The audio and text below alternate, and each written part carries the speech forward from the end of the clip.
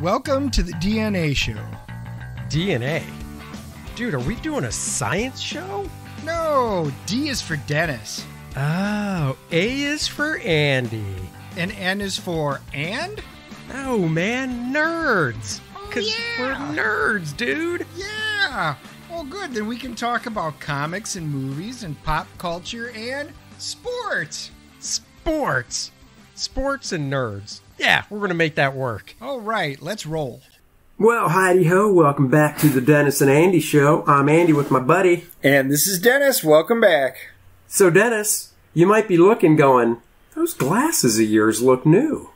Well, you know, you'd be right. Oh, and by the way, I see you're wearing some clean underwear because these are my straight from the comic book ads X-ray glasses that I got as a kid. Oh, yeah. They work. Not at all. Not at all. Could you believe that X-ray glasses that I bought as a kid that I still own don't work? Not at all. Why would I believe that? And it's not because they're, 35, 40 years old. They didn't work when I got them. What? At least when I ordered my toy soldiers, I got toy soldiers. Yeah, you did. So we were having a fun conversation about, we got talking about, the old comic books back in the day and the great ads that they used to run all the time about all these fantastic things that we as kids could buy with our hard-earned allowance or money that we made from like newspaper routes. And we could spend them on stuff. And boy, every once in a while I would save up and we would go buy something. And then whatever you got. So we were sitting there talking, this would actually make a really good show because all of us out here probably ordered things from the middle of the ads. We sent away with our self-addressed stamped envelopes and we waited patiently for weeks and weeks by the mailbox. Well, it's funny too. Our parents really didn't do us a service because they knew we were buying crap and they let us do it. They just knew, you're, come on, Dad, it's only 35 cents or 50 cents. Let me get the hand joy buzzer so I can zap people. And Dad's thinking, God, you're just an idiot. I'm raising an idiot. Why am I, what's that line from Smokey and the Bandit? How did you come out of my loins? What's that line? There ain't no way you came from my loins. First thing I'm going to do when I get home is punch your mama right in the mouth. Exactly. Jackie Gleason's famous line from Smokey and the Bandits to his son. I mean, seriously, you just, in 50 cents today, you're like, oh, 50 cents, who cares? It's only 50 cents. Well, 50 cents to a kid, back in 1970s, that's, I don't know about you, but I wasn't raking in that much for an allowance, so... Yeah, what Andy and I thought we might do this week is, there were so many good ones. Some things we ordered, some things we didn't, some things we wish we would have. But we kind of thought maybe we'd talk about a couple of things that we had and kind of give our experiences on them and the nostalgia that came washing over us when we talked about it, and then some other cool ones. So we'll kind of alternate here.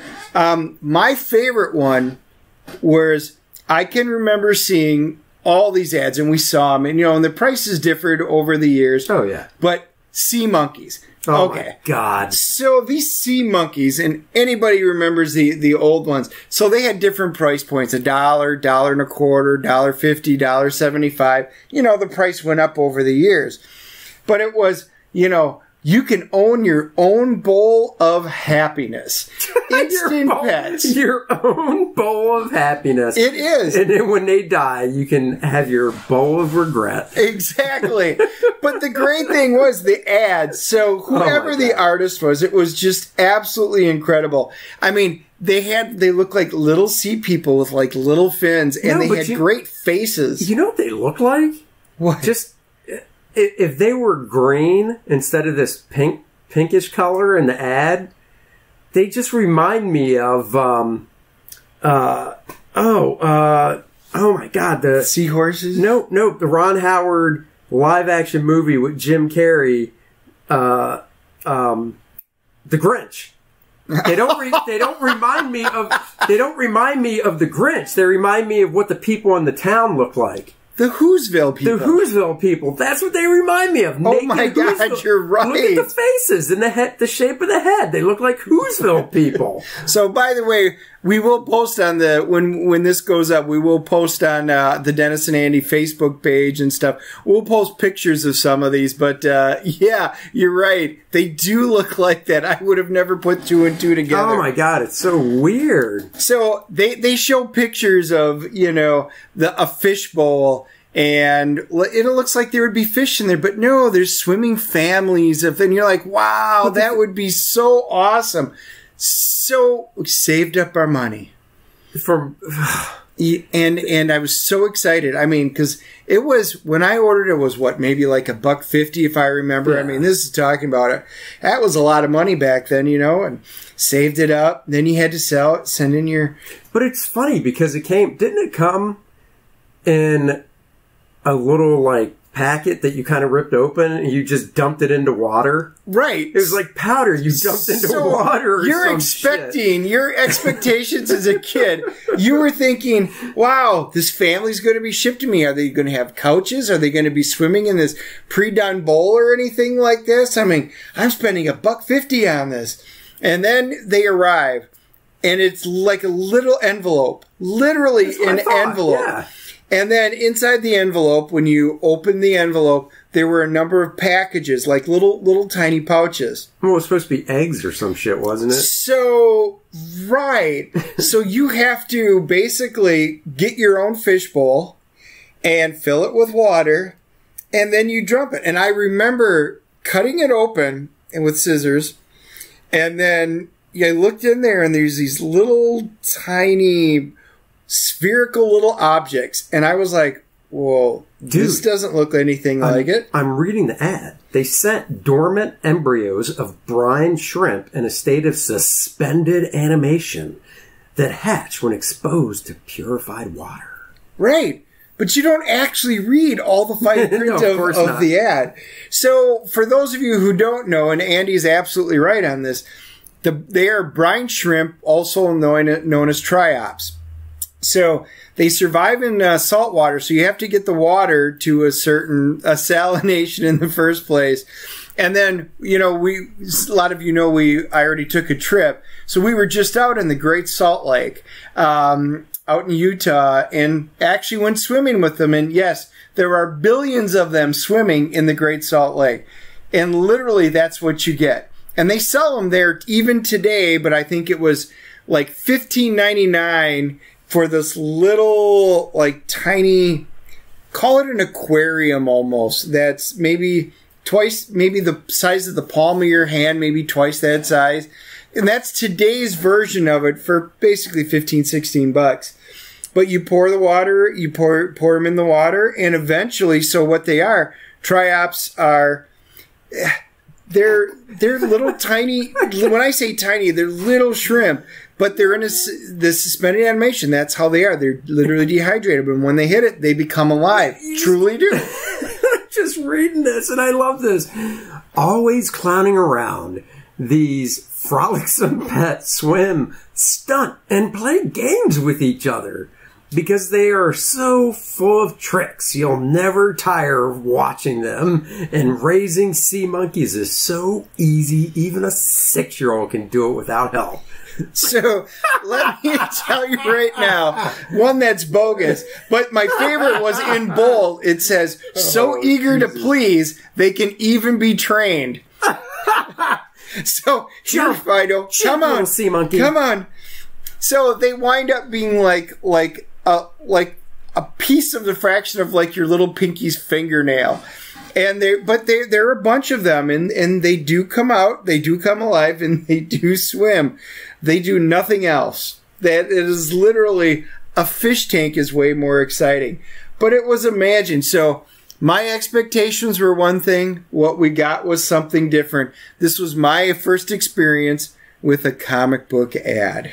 If you ever owned a sea monkey, you have got to let us know. Yes, we would love to hear your comments, and if you got anything different. See, I never ordered those. I got functional stuff, like, X-ray glasses that didn't work, but they're supposed to be functional. But like I I got a whoopee cushion for 50 cents because nothing's funner than blowing it up, which doesn't take much effort, sitting it under a cushion, and just seeing the look on your mom or dad's face when they sit down.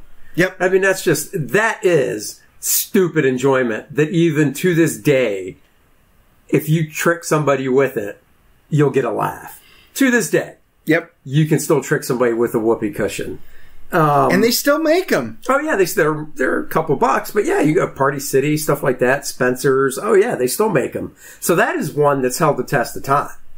I think another one, Joy Buzzer. That was one I liked. Oh, yeah. You get the Joy Buzzer, you just put it in your hand, let's shake hands. But you got to wind it up. The ones we had, you had to wind up, and you stuck it over your middle or your ring finger. So it was in the palm, yeah. Yep, but you wound it up. Yeah. Now, I know there's versions that are like battery operated stuff today, but back in the day, that was actually pretty fun, and it kind of shocked you. Yeah. The Joy Buzzer now is just putting your phone on vibrate in your pocket. Yeah, pretty much. Calling yourself. I also had the clicking teeth, because so my dad was a nurse. So a few things we had around the house was he had a plastic model of a life-size hand from right below the wrist up, but it was just the skeleton of the hand. So for Halloween, he'd stick that in like that was his hand and stuff when kids came to the door. So I always thought, oh, teeth, those yucky teeth are kind of cool that you just wind up and let them clack, clack, clack, clack, clack, clack, clack on the table. So I got those. I also thought practical, and I still think this is cool. And actually, once again, it seems everything I got, you can still get. The book safe, where you get a book and on a bookshelf, it looks like a thick book, like a dictionary, but when you pull it out, open it up, you do a little combo, it's a safe. Huh. Still practical. It is practical. Nobody's coming up into my office going, I want to steal stuff.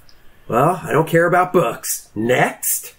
No. I don't think that would work for you today. You know why? They would walk up and they're like, well, wait, there's all these comic books and trade paperbacks, but there's one book in here that looks like a dictionary. We know Andy would never use a dictionary. Yeah, so true. Let's see what's in that dictionary. It's funny.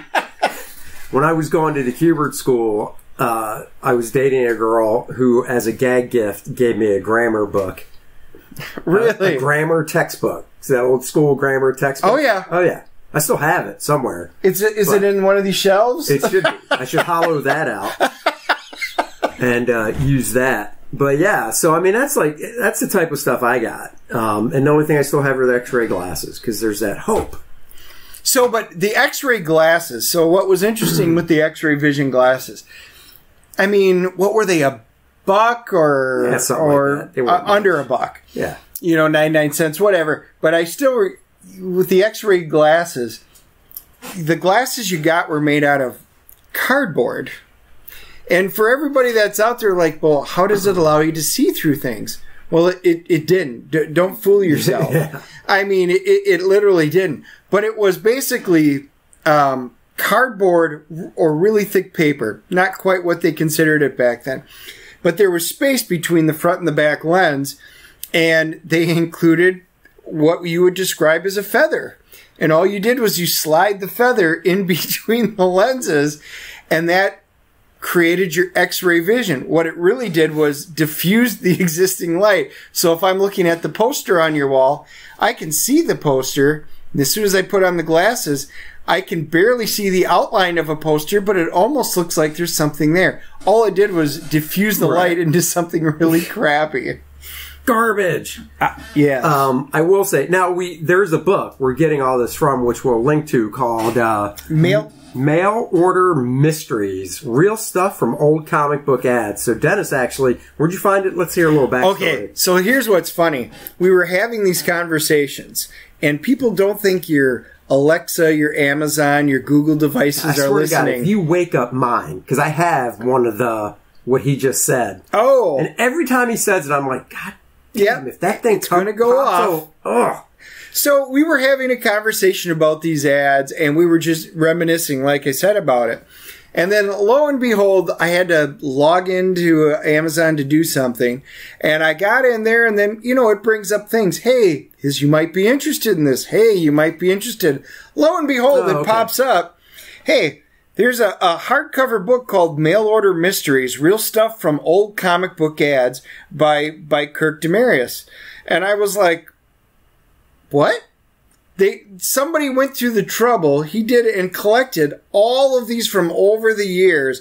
Anyway, it piqued my interest so much, especially since we had it, which I'm telling you, these devices heard everything we said and said, hey, there's something out there that exists.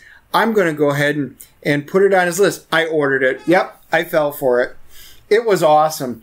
So I get this big hardcover book and we start going through it, and it was a lot of fun, a lot of memories. Now, there was stuff on there that I don't remember. Maybe they were before my time. But one of the ones that I did break down and decide to order was, as a kid, I was always into little army men. They call them, they had the toy soldiers for $1.50, and I think they went up to $1.95.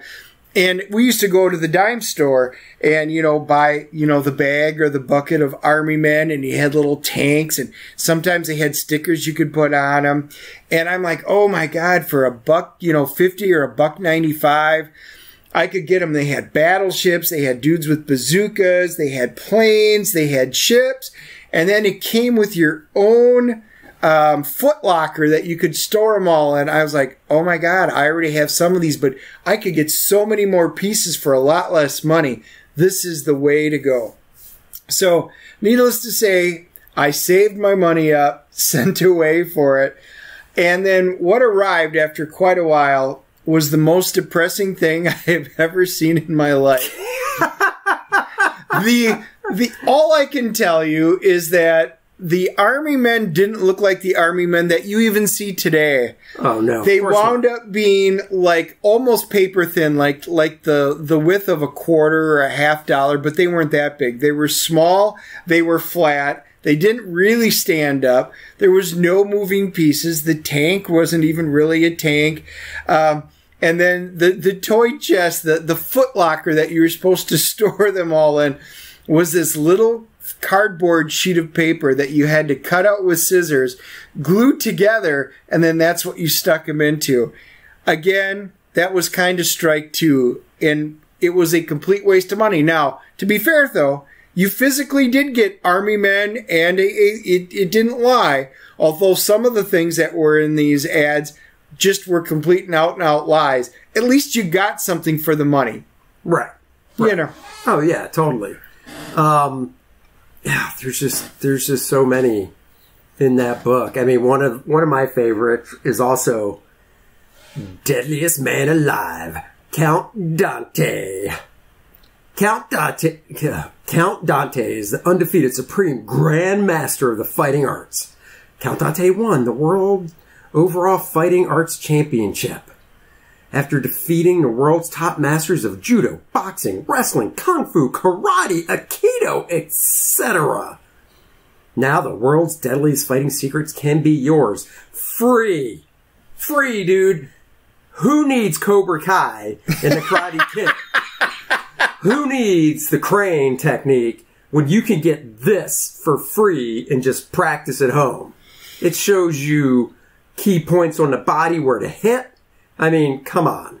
They sent you a brochure and a Black Dragon Fighting Society membership card. Right. And all you had to do was to get your free brochure was to enclose 25 cents to cover shipping and postage to them. And as a special bonus for ordering, I will receive a free Black Dragon Fighting Society identification card. So after I've kicked your butt and you're laying there bleeding, I can whip out my Fighting Society card and go whoosh.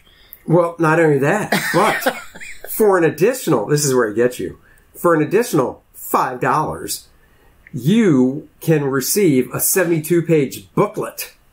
So there you go. That's the techniques that are certainly deadly.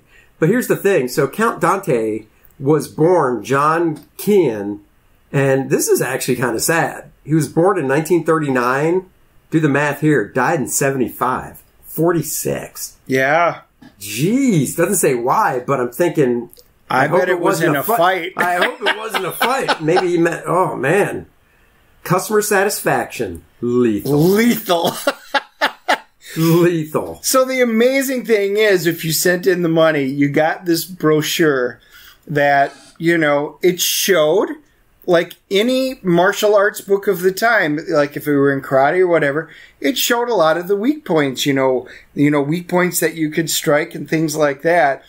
You know, but it wasn't exactly super secrets, because like one of them, you take your thumbs and you push it into the guy's eye sockets, and, you know, well, yeah, I think anybody can do that without these secret techniques, but that was indeed a secret technique. Kick between the legs. Yes. And then another big favorite of mine, because the ad always grabbed my attention, was the Kryptonite Rocks. Superman's Kryptonite. You too can defeat Superman. Because, dude, it showed a cool drawing of Superman standing there looking heroic in black and white, the rock glowed in the dark. And, I mean, just think about the marketing dude that came up with this.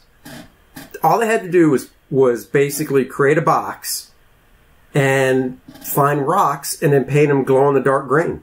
And just throw a rock inside this box. And I've seen lots of these at comic conventions. Right. You know, in the box. Because remember, they came out with the Pet Rock years later, right, which of course made way more money than this. But it was for $2.50, so you sent them $2.50 plus $1 shipping and handling. You would receive in the mail this glow-in-the-dark piece of kryptonite. That's right. What did you actually get? You got a small little rock that had this really bad painted, almost mint green color. And it didn't even look like sometimes they were spray painted all the way around. But that was your piece of kryptonite. But it came in this cool little box that said Kryptonite Rock. It's terrific. It's kryptonite. And it glows in the dark. That's cool. I know, right? So, customer satisfaction, rock bottom. What they sent, an actual real rock covered in glow-in-the-dark green paint. Literally, that's all it is. I know. That's what I'm saying. Production costs is just go into the woods and just start getting medium-sized rocks. What do you mean? My neighbor's got a gravel driveway. You just walk over and grab a bunch, and here's one can of paint. Exactly. Imagine. They had to have made money on this because people did. So check out the book. It's Mail Order Mysteries. Real stuff from old comic book ads by Kirk Demaris. And we'll link it on our Facebook page. We will, but I think there's one more thing that I'm going to bring up. What is it? And it was the one I never actually ordered. Uh-oh. And it was from the old days. This is even before for our time, Andy. But it was like the old Creepies, the old Eries. Yeah. They had Dracula's Castle is what it was called. So what you could do... You got a castle? Oh, no. You actually got a piece of authentic soil from Vlad's Castle in Transylvania. Wow. With a certificate of authenticity. And it was a little coffin, and they show pictures of it. It looks like this metal necklace with a metal coffin, and inside there was Dracula's dirt. Ooh. Each pendant was just $17.95 and comes with a certificate of authentication. This is not a gag. This is not a spoof, not a gimmick, and not a put-on.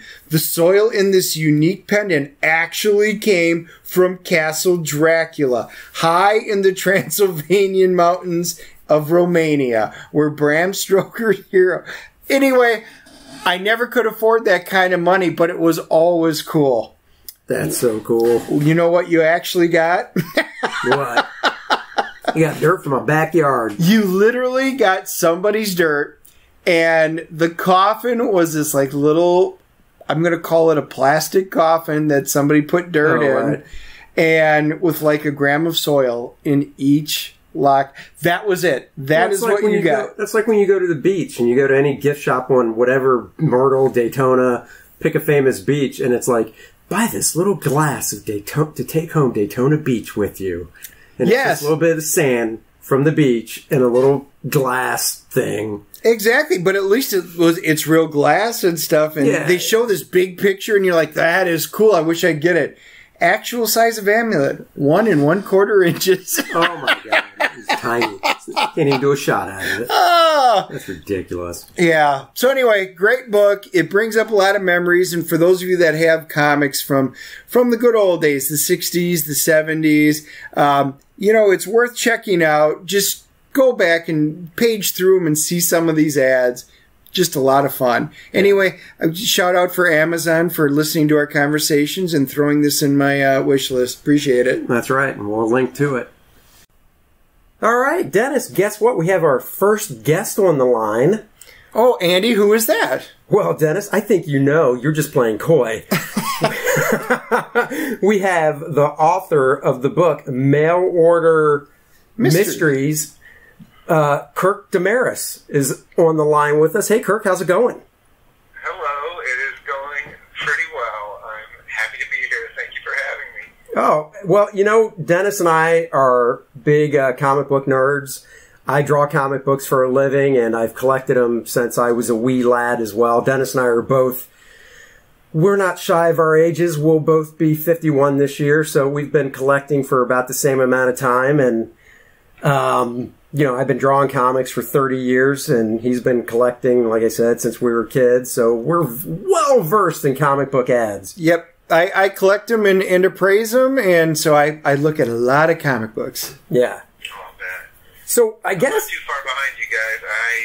I will turn 48 on my next birthday, so you're not a full generation. Maybe you'd be the senior while I'm in ninth grade or something like that. But anyway, we're in the same ballpark, I'd say. Did you read comics as a kid and stuff? I did. My first comic was in first comic was in first grade. Yeah. And this tower of comics just appeared at this convenience store that I went to almost daily, buying slush or an icy or something like that. Yeah. And I completely unfamiliar with the concept. I recognized Super Friends from the Saturday cartoon, and I recognized Micronauts was the one that jumped out at me. Nice. I love it. I'd seen the toys, and I looked at the comic, and that was, in fact, the first one that I bought. I think it was issue number 9, or I can't quite remember the issue. I still have it. And, oh, cool.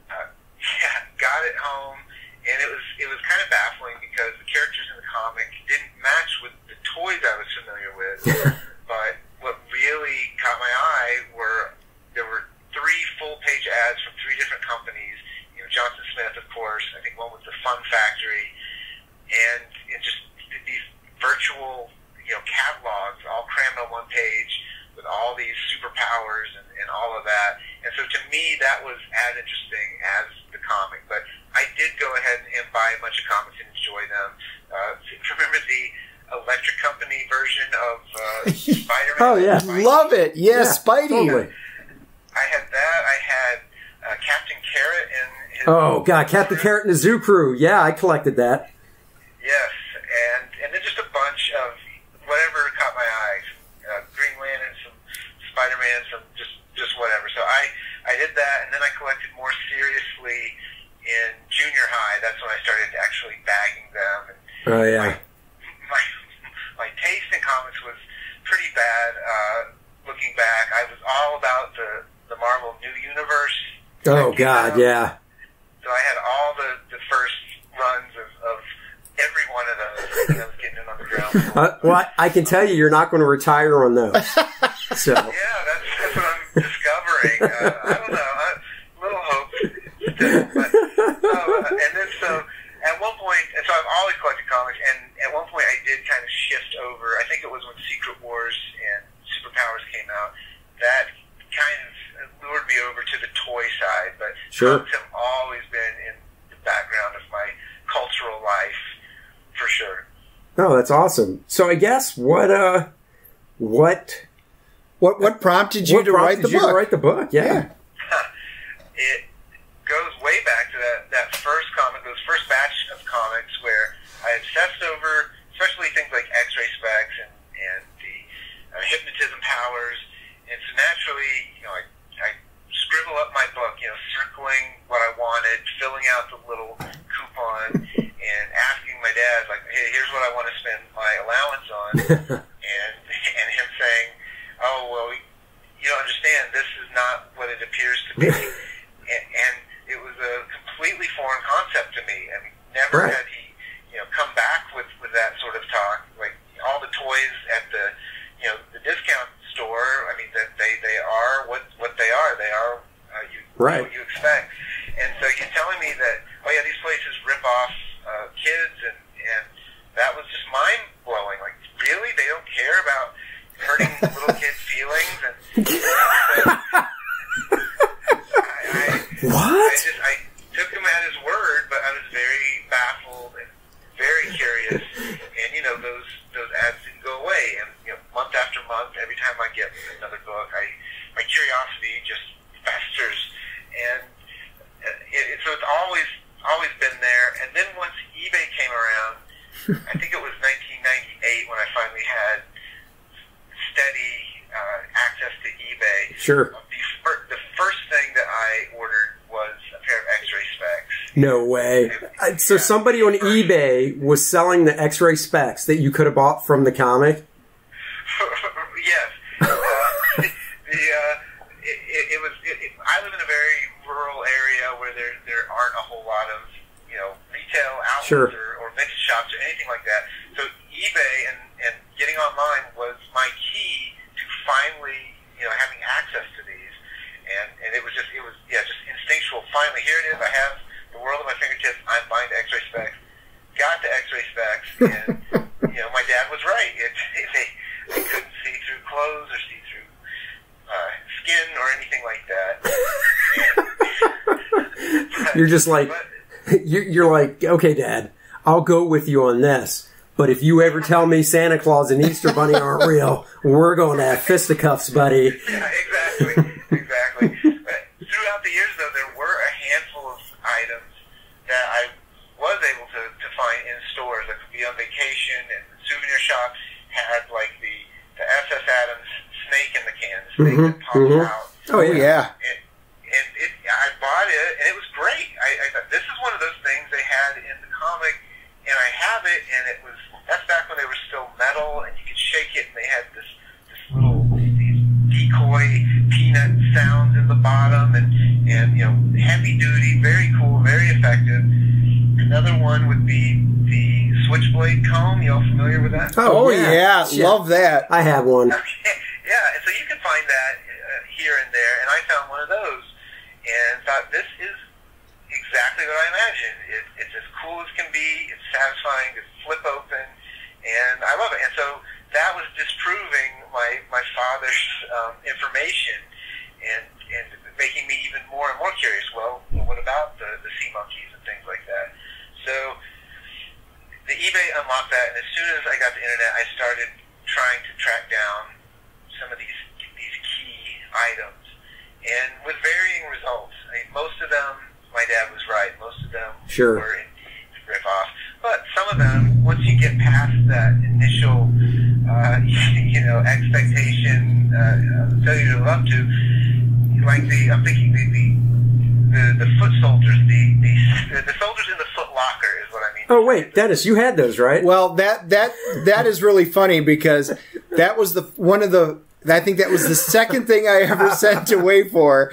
And I think it was like $1.50 at that time. $1, $1.25, $1.50. I had saved up my allowance.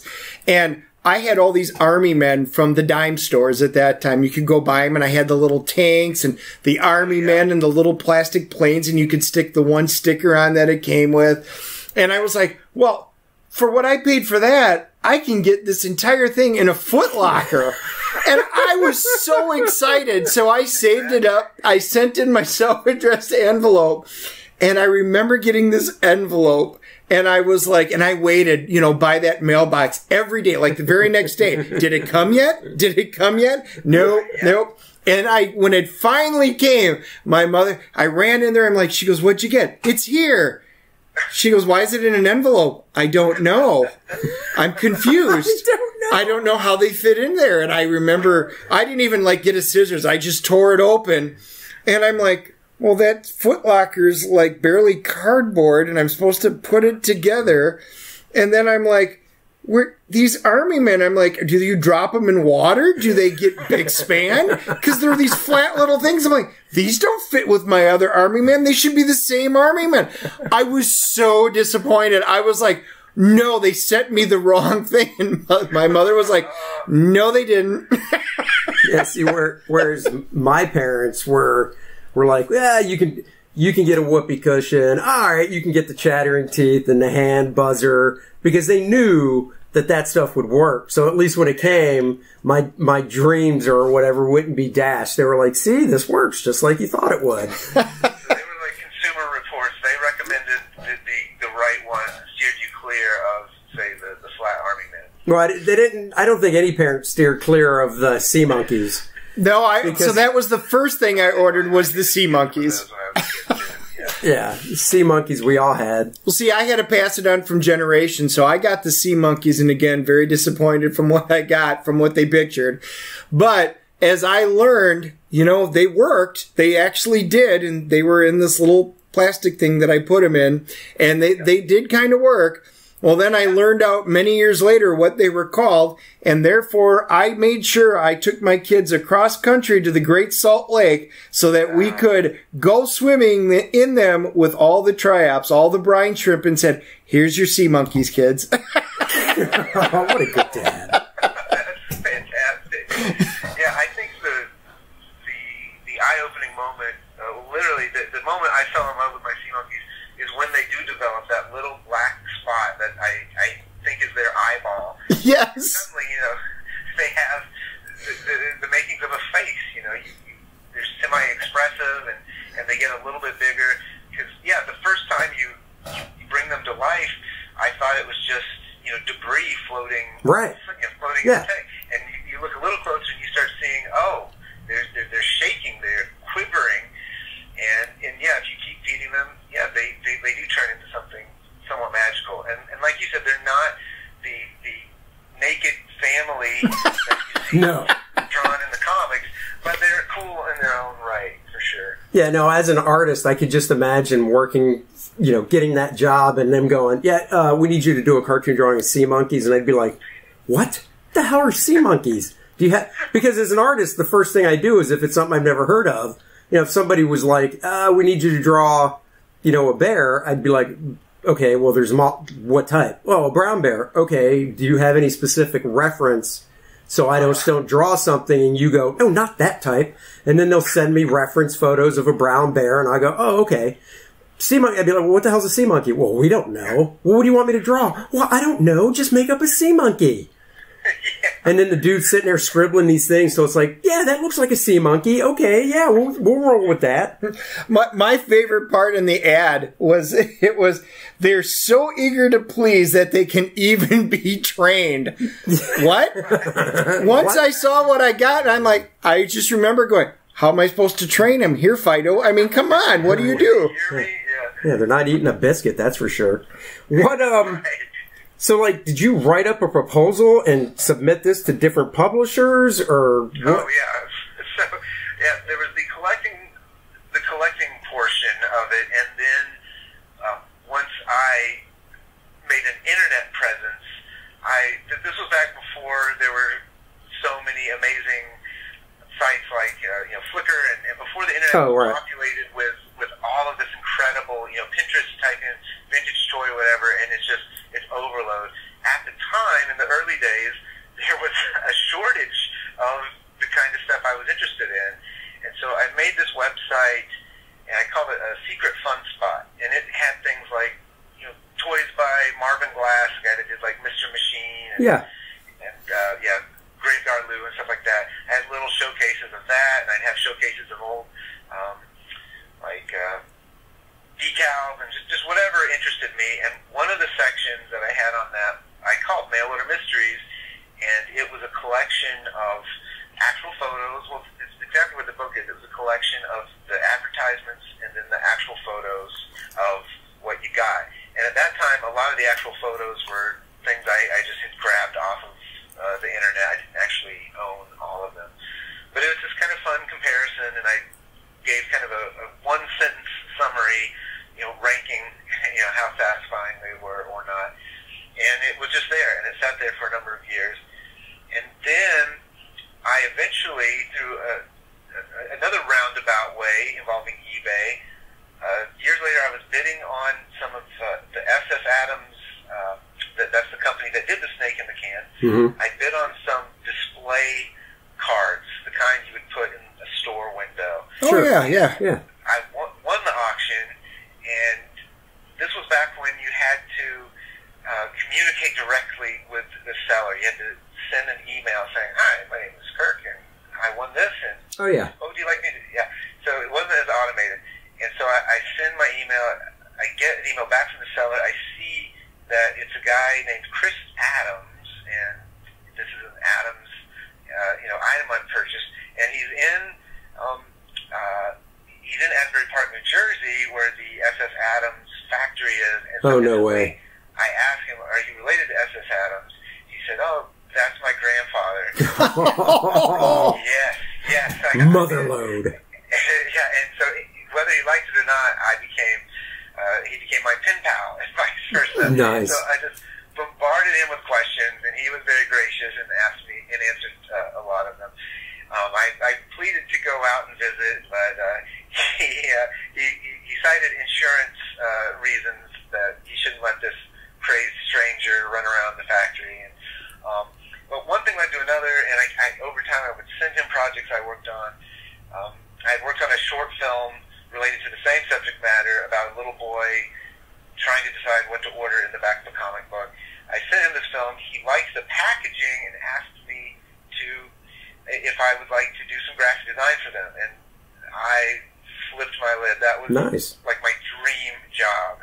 So I got to work for them, redesigning their packaging and catalogs and some web work and things like that. And when they turned 100 years old, they asked me if I wanted to do a book. And I said, absolutely. So that's when I did get to go up and raid their factory and spend a week. My wife sacrificed a week of her vacation to be up and cooped up on the third floor of a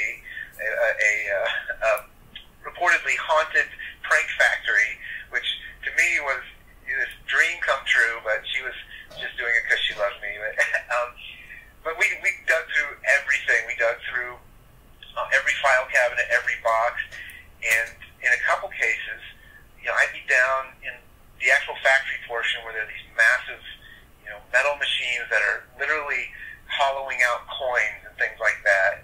And over next to the machines, there'd be stacks of boxes that have been there for ages. And in one case, I open one, and there's all these little, probably 4 by 4 inch squares of art. And one of them that I saw, stuck to the bottom of the box, was the one for the Moneymaker. That's the Moneymaker magic trick. Yes, oh, wow. Yes. Yeah, so it's the one where you put the blank sheet of paper in, Yeah. turn the knob, and the dollar, Yeah. the preloaded dollar comes out. And this one piece of art, it has been in DC, Marvel, it has been reproduced probably literally billions of times. Sure. And I'm in awe. I feel like I found, like the Dead Sea Scrolls or something like that.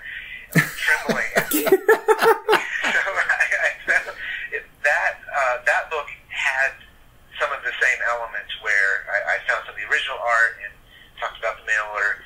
And then it was that book that somebody discovered, and they were, it was Mark Frauenfelder, I think is how you say his last name. He created BoingBoing.net. He co-created Boing Boing. And he had published books, and he said, "Hey, send this to my editor. He might like it." Oh. They did that, and then a different editor saw it and said, and then went to my website and saw the other thing, and then before we knew it, we were talking about doing the book based on the mail order mysteries. That's cool. It's fun. I just have to go back. So your website was, what was it? Super Joy what? Or what? Super Secret Fun Spot. It's still there. Secret Fun Spot. So do you get a lot of middle-aged single men that live in their basements going to that website? Whoa. Dude, www.secretfunspot. I'm telling you, you just described Star Trek fans. There's mysteries we can get. Say that again? they're like, there's mysteries we can get in the mail. It's super fun spot. You got to do it. Right. Well, it's still up. That was created back when monitors were like 600 or 400 by 600. So yeah. All the graphics are dinky, but it's secretfunspot.com. It's still there. Nice. But yeah. That's really cool. I mean, just going to that warehouse, I mean, that's a kid in a candy store. That is. And your wife is a saint, because I can tell you right now, if on a Wednesday when new comics come out, if I was in the car with my wife and I was like, hey, I want to stop at the comic shop real quick, why don't you run in with me? She'll go, no, I'll stay in the car. See, my wife would go to conventions with me, but it would be like, I'm bringing a book, I'm going to go sit out here, you go in and spend the day getting comic books. But she would at least go. Dude, I draw comics for a living, so I go to comic book conventions as a guest, as an artist. And there's one here in Charlotte, North Carolina, where we're at every year, a big one, Heroes Con. My wife, to save on parking because it's downtown and I live here, I'm like, well, just drop me off. So, okay. And then at the end of the day, I'll be like, oh, pick me up. But because it will be less than an hour if you park and, actually came in, it won't really cost us anything. Why don't you come in and say some hi to friends? No, I'm good. I'm like, man, God. So the one, Kirk, the one that I had a question on, and it was, I remember seeing it, it was either in like the old Creepies, Eries, Vampirella. It's one of the old, the old ones there. It was that Count Dante. I remember seeing that ad, and I remember wanting to send away for it. And then I think if you spent extra money, you got the real stuff. And my parents would never let me do it because it was just too much. So I was always curious. Did you actually get one of those? I think you first sent off and you would get a patch or was it a membership card? I can't remember. It was sort of the gateway. And then if you ponied up more money, you would get the book. And back in the day, I did not get it. I did manage to find a copy of it on eBay. And what sets Count Dante's program, his self-defense program, apart from the others is that it's lethal. Yes, it's lethal. No qualms about saying, you're not just going to protect yourself, you're going to murder your enemies. And something about that, it was more shocking and exciting. Not only that, go ahead. I'm just going to say, the guy, I'm looking at the behind the mystery, John Keane, the actual guy, died so young. He lived from 1939 to 1975. Wow. That is crazy. Well, you know what happened? Somebody take his own lessons? Somebody bought got his own pamphlet registered, figured out how to kill him, and wound up going that route. That's what it had to be. He died by his own teaching. He took over as the deadliest man alive. Becomes the master. That's right. That's right. Oh my God, that's hysterical. So the book, you were actually saying it went to a second print, I think you said. Now it's sold out. Yeah, this summer there's a popular YouTuber named Laura Legends, and she made a couple videos, and in the second video, the videos are just essentially the same idea. What did you really get when you ordered from comic books? Yeah. And the first one had like 1 million views, and the second one had a lot. I don't remember, but that one she really focused on the book and talks about it, and instantly whatever remaining stock, I noticed Amazon just sold out, and that's essentially the only place to get it these days. But then they got restocked, it sold out, and now I think the warehouses are dry. So I'm hoping something will we might be able to put it back in print. But honestly I haven't talked with Insight Editions since that happened, so I need to do that. Yeah, well, definitely. it would be interesting. So on a side note, I had gotten your book and read it, and I just fell in love with it. And then a buddy of mine, he's a doctor, he's like, hey, come on over for the day. Let's go do some stuff. I'm like, oh, he's a big toy guy and a big comic guy. And I'm like, he's going to love this book. So I brought the book over. I walk in and I'm like, dude, I got a really cool surprise for you. You need to look at this. And he looks at it and he just starts laughing. And I'm like, what's so funny? He goes, dude, check this out. So there's another YouTuber out there, Comic Tropes, and he deals with comic books and stuff like that. Literally, he goes, just watch this video, and it's all about the mail order stuff from the inside of the comic books. And at the very end of the comic, of his video, he actually says, now, there's an author out there who put up a book, and he holds up your book. Oh, nice. And I'm like, oh my God. He goes, I just downloaded this morning, and you brought this book over to my house. And I'm like, this isn't even a new book. This is what's funny. For whatever reason, we're all just finding out about it. I wonder if the Comic Tropes guy, I wonder if the Amazon device heard it and recommended it to him too. That's cool synchronicity there. I really like that. Yeah, because it's been out for, like 9 years now. So it's really neat that people are still discovering it. Do you know if they did a digital edition? Because, I mean, I would think if you did it as a PDF digital edition and put it up, it would sell. They did initially. It was on iTunes. I haven't checked, but it seemed really high to me. Like you could get the print, the physical edition for like $13 for a long time, and the print one was like, I mean, the digital was like $15, and it just seemed outrageous. And you don't get the glow in the dark cover and all that. Right. But now, if it's still available, and if that's the only option, then I guess it might be worth it. But I haven't checked, so I don't know.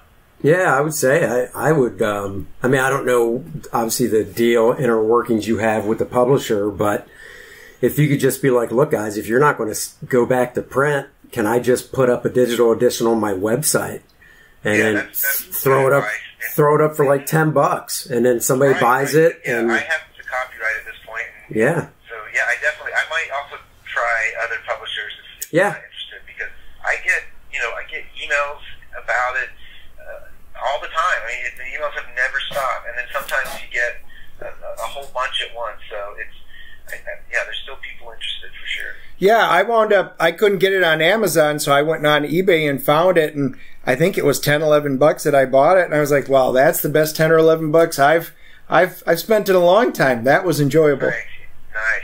Yeah. Yeah. And I'll leave you with this, and then we'll wrap it. I think another thing you could maybe look into if you're really interested is seeing, get quotes, print quotes for how much it would cost to print. And since all the work's done, do a crowdfunding campaign on Kickstarter or Indiegogo. Sure, and, just do it for enough to cover, I don't know, 100 copies or whatever. Because, a book like this, you'd have to print in bulk. So figure out what 1,000 copies would cost and throw it up there. And if it doesn't fund, no harm, no foul. You know what I mean? Because if it funds, that's when it would have to go to print. So yeah, I want as many people to have it as possible. So I appreciate that. Yeah, give that a shot. But hey, man, we totally appreciate your time. You're very welcome. A lot of fun. This was fantastic. I love this stuff. So again, everybody, it was Mail Order Mysteries, a great hardcover book by Kirk Demaris. So on behalf of Andy Smith and Dennis Turner, we appreciate your time, Kirk. Yeah. Yeah, thank you so much. All right, Kirk, we'll talk to you later. Have a good one, man. Okay, you too. Bye-bye. Bye-bye. So next, I hooked Dennis is a huge X-Men fan. We've gone over that. Big X-Men fan. He's got every issue of X-Men. And I found, I love the X-Men as well, but one of my favorite runs is when Roy Thomas and Neal Adams did it back in the late 60s, early 70s. And I found a reprint called X-Men, Roy Thomas and Neal Adams, and it reprints their entire run, which, I mean, it's been done before, but they've been reprinted in the comic book size, so like, 6x9. This book is roughly, I'd say, it's about 10 by 15 or so size, so it's larger size, full color, reprinting all their stories. Probably not quite Treasury Edition, but it's up there. Yeah, almost Treasury Edition size. Nice hardcover. It reprints all the Roy Thomas, Neal Adams X-Men stories, full color. Which are, it's X-Men 56 through 63. And then they didn't do 64. They had another team doing it. And then it also reprints 65. Yep. So it only skips it because that isn't a book that they did together. No, that was actually done by Don Heck and Tom Palmer. Tom Palmer was actually the inker over Neal Adams for the run. And when they did the fill-in, Don Heck actually went out of his way to do layouts that looked kind of like Neal's layouts, because Neal was very revolutionary back then by doing tilted panels, not just, square panels basically, but he would do diagonals and different design choices in his panel layouts. And when Don Heck did that one fill-in, he wanted to try and mimic it as best he could. And then Tom Palmer was the linchpin with the inking to try and pull the look together as well. Anyhow, I found it and was like, this is awesome. So I said, hey, Dennis, I got a book that I believe you probably do not have in your collection. And I was right. He was. So I have like the Marvel Masterworks. I do the omnibuses and things like that. But every once in a while, there's a specialty book that, comes along. And I'm like, I always think to myself, do I need it? I literally have the originals. I've got them in these other formats. I don't really need another one. Well, Andy talked me into it. He goes, you got to take a look at this book. So I went and started checking it out, and the paper is printed on. It looks great. They've got some of the original artwork and stuff that's in the back, but they faithfully reprinted it on this great paper. And for me, with the story runs, you're dealing with Havoc, and you got the return of the Sentinels, and in this the creation of Sauron, because that's the creation of him, isn't it? Yeah. Yeah. Yep. Absolutely. I mean, then you get, Quicksilver. It is a great storyline. It looks phenomenal. And anybody who collects the originals, and read the storylines, it's just a great run in the first place. And another thing they did, which I really like, is I have a reprint of the stuff. And the reprint I have, they recolored a lot of it, which I wasn't too fond of. And I do, like Dennis, I have the original issues as well, but instead of having to pull them out of my comic collection, it's easier to look at this book. But this book, they were faithful to the coloring. So it's the same coloring from back when it was originally printed. It's just on nice, glossier paper. And like Dennis said, in the back of the book, they reprint some of the scans of the original art in full color. So, I mean, you get a sense like you're actually holding a piece of the original art. They have some of Neal's color guides because he colored some of the covers. So you can see that. They have a couple covers that were never printed that Neal did that either he didn't like or Marvel had him redo. And here's a little bit of trivia, Dennis. I don't know if you knew this. Do you know why Neal did the X-Men? I mean, why he hopped on board? Yeah. No. So Stan Lee wanted him over at Marvel and said, you can do, because he was at DC before, and Stan really wanted Neal over at Marvel and said, you can just pick a book. Pick whatever book you want. You can do it. And Neal said, okay, what's your lowest selling title? And Stan's like, what? What do you want? Why do you want that? And he goes, well, because I can't really lose. If I take your lowest selling title and it doesn't move up any, you're going to probably cancel it anyhow, so it gets canceled. But if the needle moves, then we'll know why. And Stan's like, well, all right, our lowest selling book's X-Men. And he's like, all right, well, I want to do X-Men. So that's how he got it. And it was after Neal's run, they went back to reprints for a while. Yeah, so then they started doing reprints. So X-Men, they started out with pretty decent sales, and it's tapered off over time. And then, the superhero comics over time, they've always kind of went up and down, but back then you had, the war books, the westerns, the romance, those type of things, the teenage books. The superheroes just weren't huge back then, because like I said, this is like early 70s. So it's not like now where they had all these years behind them. I mean, at the time, X-Men was only 6 or 7 years old. Well, not even, because like you said, it starts with issue 58. Right. So that's not even 5 years old. Which, I mean, technically, X-Men started what year? 63? 63.